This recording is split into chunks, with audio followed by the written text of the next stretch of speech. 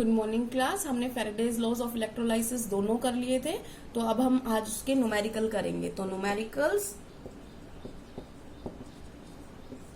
On जो भी electrolysis के न्यूमेरिकल है, फेरेडेज लॉज वाले रिलेटेड है, वो हम न्यूमेरिकल इसमें करेंगे। तो सबसे पहले एक तो हमने कर ही लिया था, हम दूसरा कर रहे हैं कि क्वेश्चन पूछा है how much charge required for 1 mole of copper plus 2 copper.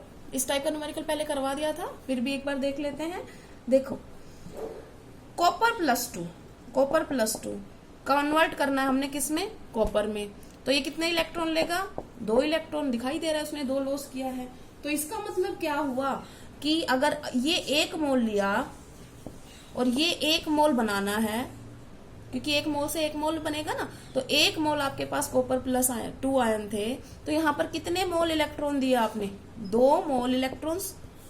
और तो अगर चार्ज में निकालूं तो 2 मोल इलेक्ट्रॉन का मतलब क्या है, मोल इलेक्ट्रॉन, इसका मतलब क्या है फेरेडे, और फेरेडे का मतलब क्या है 96,500 कूलम। तो आप इसको इंटू कर दो, ये कितना आ जाएगा। पहला क्वेश्चन समझ में आ गया। अब आते हैं हम थोड़े से टिपिकल पे। आपसे पूछा है कि how much charge required for 1 mole of manganate ion 2Mn+2।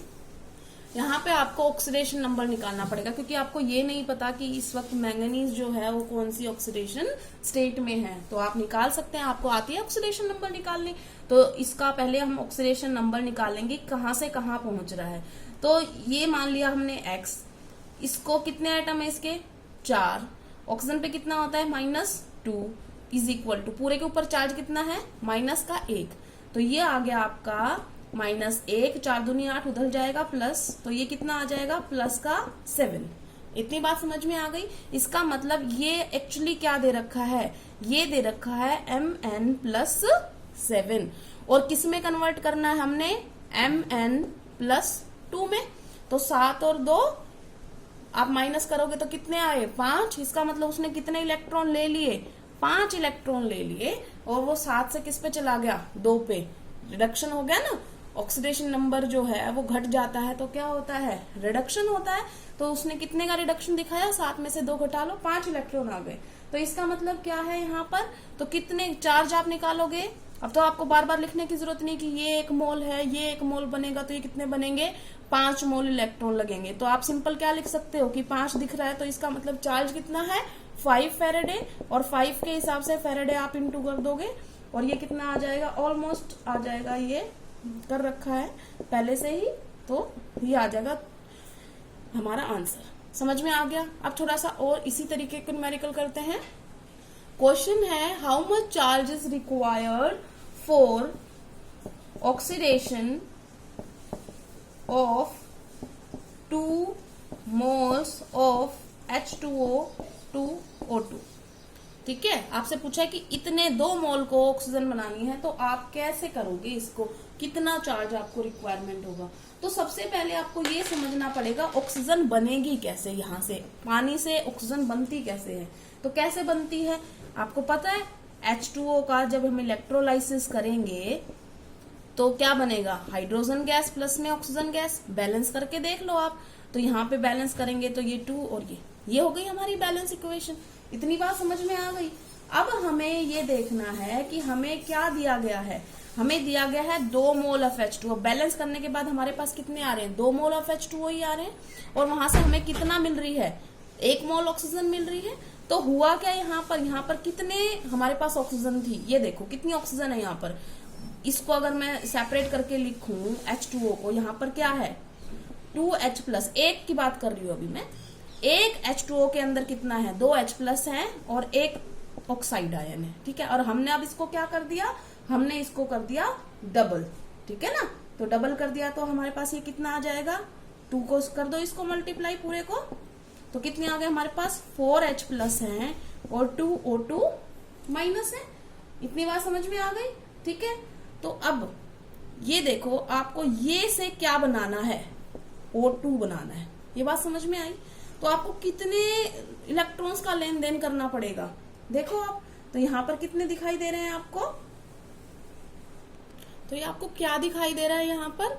यहाँ पर ये दिखाई दे रहा है कि आपके पास 2 ऑक्साइड आयंस है, 2 मोल्स कह लो आप, और कितना आपको 1 मोल ऑक्सीजन बन रहा है। तो आप ये देखो, 1 मोल जब होता और 1 ऑक्सीजन एटम बनता, मैं इसको इधर लिख रही हूँ कि 1, हमने ये लिखा, तो यहाँ पर कितने इलेक्ट्रॉन ये लेगा? ये कितने लेगा? ये देगा इनफैक्ट, क्योंकि ये एनायन है, तो ये 1 ऑक्सीजन एटम, और वो कितने देगा इलेक्ट्रॉन, क्योंकि ऑक्सीडेशन हो रहा है, ठीक है ना। तो कितने इलेक्ट्रॉन दिए उसने? 2 इलेक्ट्रॉन। हमारे पास कितने हैं? ये 2 है, इसको 2 से गुना कर दो तो हमारी ये वैल्यू कितने से गुना हो जाएगी? 2 से। तो हमारे पास चार्ज कितना आया? चार्ज आया 4 फैरेडे। ये बात समझ में आ गई? क्योंकि 4 मोल ऑफ इलेक्ट्रॉन्स रिक्वायरमेंट है, तो 4 फैरेडे, और 4 फैरेडे का मतलब ये आप इंटू कर दोगे और ये आ जाएगा आपका आंसर। समझ में आ गया क्वेश्चन? दोबारा से समझा देती हूँ, थोड़ा सा आपको कंफ्यूज हो गए होंगे, तो एक बार दोबारा से करते हैं इसको। देखो, सिंपल आपने ये देखना है कि आपसे पूछा क्या है। 2 मोल ऑफ H2O रिक्वायरमेंट है, 2 मोल H2O रिक्वायरमेंट थी। कितनी पूछी? ऑक्सीजन 1 मोल पूछी है, ठीक है, हो गया ये। आप ये देखो बस सिंपल कि एक H2O से कितनी ऑक्सीजन बनती है। अगर आप इसको करोगे तो इससे कितनी बननी थी? हाफ बननी थी, ठीक है। तो एक H2O से बनती है हाफ O2। तो यहाँ पर कितने इलेक्ट्रॉन का लेन देन हुआ? अगर आप देखो तो ये 2H प्लस है, 2H प्लस कितने लेंगे? 2 इलेक्ट्रॉन लेंगे। ऑक्साइड आयन है वो कितना देगा? 2 इलेक्ट्रॉन देगा, और ये 2H प्लस ले लेंगे।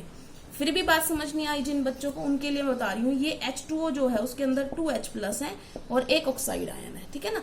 ये ऑक्साइड आयन जो है वो 2 इलेक्ट्रॉन लॉस दिखा के बना जाएगा ऑक्सीजन एटम, और ये जो 2 इलेक्ट्रॉन क्या करेंगे? गेन करेंगे, और ये बन जाएंगे हाइड्रोजन गैस। यही बना है हाफ O2 ऑक्सीजन एटम। ये क्या बना? हाइड्रोजन गैस, ठीक है। जब हम 2 मोल देंगे तो ये सारी इक्वेशन कितने से इंटू हो जाएगी? 2 से 2 करेंगे तो ये क्या आ जाएगा? सिर्फ 1 आ जाएगा। तो इसका मतलब जब एक H2O 1 मोल था तब कितना इलेक्ट्रॉन का लेन देन हुआ? 2 इलेक्ट्रॉन का। तो जब 2 मोल है तो कितने का लेन देन होगा? 4 मोल इलेक्ट्रॉन। इसका मतलब 4 फैरेडे, और बाकी आपकी कैलकुलेशन दिखाई दी थी। अब हम नेक्स्ट क्वेश्चन करते हैं। अगला क्वेश्चन जो हम ले रहे हैं, how much charge is required for 1 mole of FeO ferrous oxide to ferric oxide. अब आपने ये ध्यान रखना है कि आपको दिया क्या है? FeO, ठीक है ना। आपसे कन्वर्ट क्या करवा रहा है? Fe2O3। बैलेंस करो, बैलेंस करना बहुत जरूरी है। अब यहाँ पर एक एटम है तो यहाँ पर इसका कितना बनेगा? हाफ ही बनेगा, ठीक है। ये हो गया, इतना आ गया आयरन से आयरन, ठीक। अब एक आयरन यहाँ पर कौन सी ऑक्सीडेशन स्टेट में है? Fe+2 में। इसे पहुंचाना कौन सी ऑक्सीडेशन स्टेट में है? देखो इसकी ऑक्सीडेशन स्टेट निकालोगे, 3 इसकी आएगी, 2 इसकी आएगी। इसका मतलब यहाँ पर Fe+3 जो है वो बन रहा है। तो Fe+2 से +3 कब बनेगा? जब वो एक लॉस ऑफ इलेक्ट्रॉन करेगा तो वो कन्वर्ट होगा। तो यहाँ पर Fe+2 से कन्वर्ट होने के लिए कितने इलेक्ट्रॉन लगेंगे? 1 मोल इलेक्ट्रॉन। तो 1 मोल इलेक्ट्रॉन का मतलब क्या होता है? 1 फैरेडे, और 1 फैरेडे का मतलब कितना कूलम, ठीक है। ये क्वेश्चन आ गया समझ में। इसी तरीके से हम और भी कर सकते हैं, और अब हम डिफरेंट टाइप के न्यूमेरिकल पे आते हैं। क्वेश्चन आपको प्रोवाइड है बेटा, एनसीईआरटी का क्वेश्चन है जो मैं अभी करवा रही हूँ। क्वेश्चन है ए solution of copper sulphate, sorry आपको दिखाई नहीं दिया, ए solution of copper sulphate is electrolysed for 10 minutes with current of 1.5 ampere. What is mass of copper deposited at cathode? और आपको प्रोवाइड किया गया है molar mass of copper is equal to 63.5 gram per mole. ये आपका molar mass है।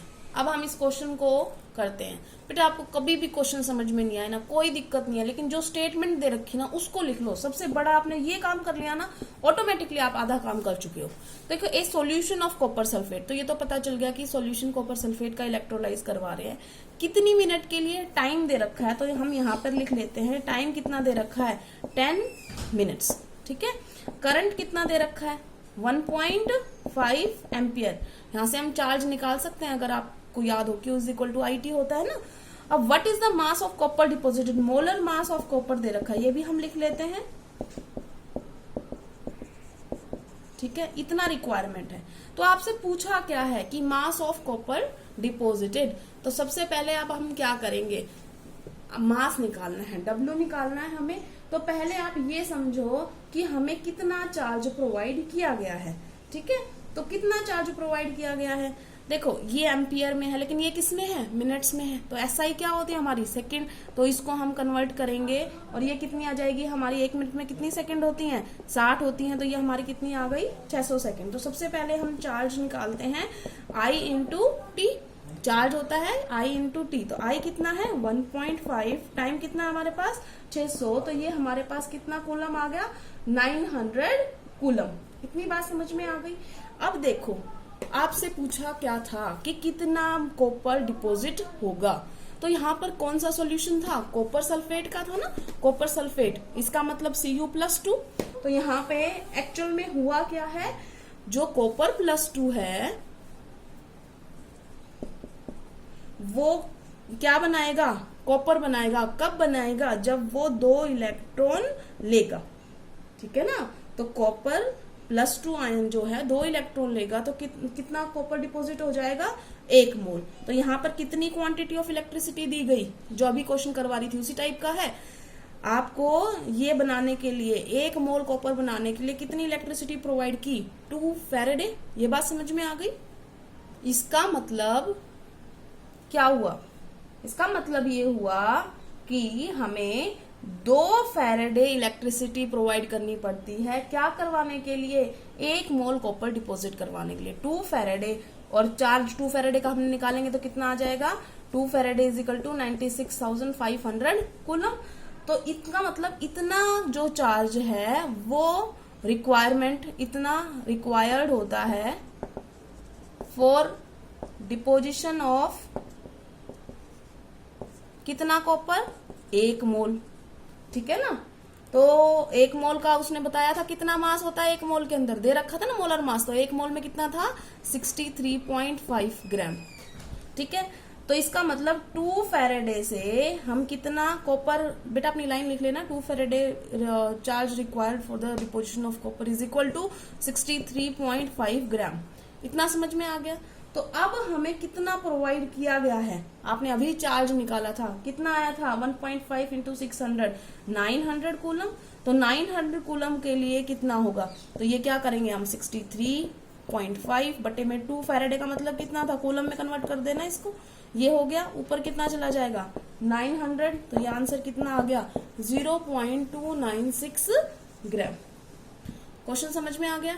और ये लाइन मत लिखना, बिल्कुल सेम टू सेम कॉपी करते हो, नहीं लिखना आ रहा तो सिंपल मैं लिख देती हूँ। 2 फैराडे का मतलब जो आपको पता है ये नीचे लिख लोगे आप। 2 फैराडे का मतलब क्या है, ये वाला 2 × 96,500 कूलम, इसको करके विल डिपोजिट कितना कॉपर। ठीक है ना, तो फिर आप ये कर सकते हो। ठीक है, ये हो गया आपका क्वेश्चन। इस टाइप का भी क्वेश्चन आता है, कई बार बहुत सिंपल न्यूमेरिकल आ जाता है जिसको देख के बच्चे घबरा जाते हैं। तो एक बार एक सिंपल सा न्यूमेरिकल है वो कर रहे हैं हम। क्या पूछा गया है, ध्यान से क्वेश्चन सुनना। पूछा गया है find the charge in coulomb on 1 gram ion of इतना। आपको नाइट्राइड आयन दिया है 1 ग्राम, तो आपको बताना है कि उसके अंदर कितना चार्ज मतलब होगा। ठीक है ना, सिंपल, आपसे चार्ज पूछा है। ठीक है, तो अगर हम निकालते हैं चार्ज ऑन हमने सिर्फ एक आयन का बोला है। अब इसने 1 ग्राम आयन बोला, हम 1 ग्राम पे बाद में आएंगे। हम पहले ये समझते हैं कि हमारे पास एक जो नाइट्राइड आयन होगा तो उस पे कितना चार्ज होगा। Charge on 1N3 minus ion, कितना चार्ज है, देखो माइनस का चार्ज है कितना 3, और 3 यूनिट है, तो 1 यूनिट चार्ज की कितने के बराबर होती है ये आपको पता है, कितने के बराबर होती है 1.6 इंटू 10 की पावर माइनस 19 कूलम। तो ये तो सिर्फ किसके ऊपर है, ये सिर्फ किसके ऊपर है, सिर्फ एक नाइट्राइड आयन के ऊपर है। तो 1 ग्राम जो 1 ग्राम आयन होता है उसके अंदर क्या होगा, 1 ग्राम आयन का मतलब होता है 1 मोल, ठीक है ना, 1 ग्राम आयन एक साथ लिखा हुआ है ना, तो इसका मतलब तो 1 ग्राम आयन, तो ये कितना, इसमें कितने आयंस हो जाएंगे 6.02 10 की पावर 23 आयंस, ठीक है। तो charge on 1 gram ion of N-3। आप ये मत समझना कि इसका 1 ग्राम पूछा था, इसका नहीं पूछा, 1 ग्राम आयन पूछा है। 1 ग्राम आयन का मतलब क्या होता है, एक तरीके से मोल समझ लो आप, ठीक है। तो 1 मोल में पूछा है कितने होंगे, तो ये कितना हो जाएगा, देखो इतना तो इस पे 1 पे था, इतना और इंटू कर दो, 3 इंटू 1.6 इंटू 10 की पावर माइनस 19 इंटू में 6.02 10 की पावर 23, ठीक है। और ये अप्रोक्सीमेट आंसर आ जाएगा 2.89 इंटू 10 की पावर 5 कूलम, ठीक है। अब आपसे कोई और भी क्वेश्चन पूछ सकता है, कैसे, उसके लिए आपको एक रिलेशनशिप पता होना चाहिए। ये रिलेशनशिप अभी तक मैंने बताया नहीं है आपको। Z जो होता है, Z हमारे पास क्या आया था, इलेक्ट्रोकेमिकल इक्विवेलेंट। ये जो फाइंड आउट किया गया तो इसकी एक वैल्यू आई, और उस वैल्यू का मतलब क्या है कि किसी का इक्विवेलेंट मास होता है ना सब्सटेंस का, जैसे कॉपर का होगा, कुछ सिल्वर का होगा, कुछ इक्विवेलेंट मास जो होता है उसके डिवाइड में अगर हम फैराडे कर दें, इसका मतलब ये मैंने क्या लिखा है E/F, याद रह जाएगा, Z is equal to E/F। E मतलब इक्विवेलेंट मास, F मतलब फैराडे। तो इसका मतलब Z जो होता है इन दोनों का रेशियो होता है E/F का। तो कई बार क्या करते हैं, हमें Z की वैल्यू प्रोवाइड नहीं की होती। आपका रिलेशनशिप क्या है, फर्स्ट लॉ के हिसाब से, ये है ना फर्स्ट लॉ के हिसाब से कि जितना आप बिजली, जितना चार्ज आप गुजारोगे उतना ज्यादा आपका डिपोजिशन होगा। Z आया था इक्विवेलेंट। तो कई बार क्या करते हैं, आपसे पूछ लेते हैं, कुछ चीज प्रोवाइड नहीं होती, आपसे मान लो Z की वैल्यू पूछी और आपको सिर्फ क्या दे रखा है, आपको सिर्फ चार्ज दे रखा है, ठीक है ना। तो कैसे आप निकालोगे वो सब, तो वो किस तरीके से निकाल सकते हैं आप, Z की वैल्यू E/F से आप निकाल लो, सिंपल, क्योंकि उसमें W की वैल्यू तो आपको दी ही नहीं। तो कई बार पजल करने के लिए क्वेश्चन इस टाइप का दे देते हैं, नहीं तो अगर पूरा क्वेश्चन दिया होगा तो W भी दिया होगा, Q भी दिया होगा, ठीक है। जैसे फॉर एग्जांपल हम एक क्वेश्चन करके देख लेते हैं। जैसे आपसे पूछा गया, calculate Z if 2 coulomb charge is passed through solution, ठीक है, कॉपर सल्फेट सॉल्यूशन या कोई भी, ठीक है। आप तो क्या करोगे कि भाई Z निकालने के लिए तो हमारे पास एक ही फॉर्मूला है ZQ, तो Z की वैल्यू आप निकाल ही नहीं पाओगे कि Z मतलब क्या है W/Q। आपको Q तो प्रोवाइड है 2 कूलम, बट W प्रोवाइडेड नहीं है। उस केस में आप सिंपल कर लेना Z इक्वल टू E/F। तो E क्या है यहाँ पर, इक्विवेलेंट मास। इक्विवेलेंट मास किसका माना जाएगा, कॉपर का। तो कॉपर का आप इक्विवेलेंट मास लिखेंगे, बटे में क्या निकलेंगे, फैराडे, और इससे आपका आंसर निकल जाएगा, ठीक है। तो जितने भी पॉसिबल न्यूमेरिकल्स थे वो आज मैंने करा दिए हैं। आप इसकी प्रैक्टिस करेंगे तो आप आराम से न्यूमेरिकल कर सकेंगे। Thank you class.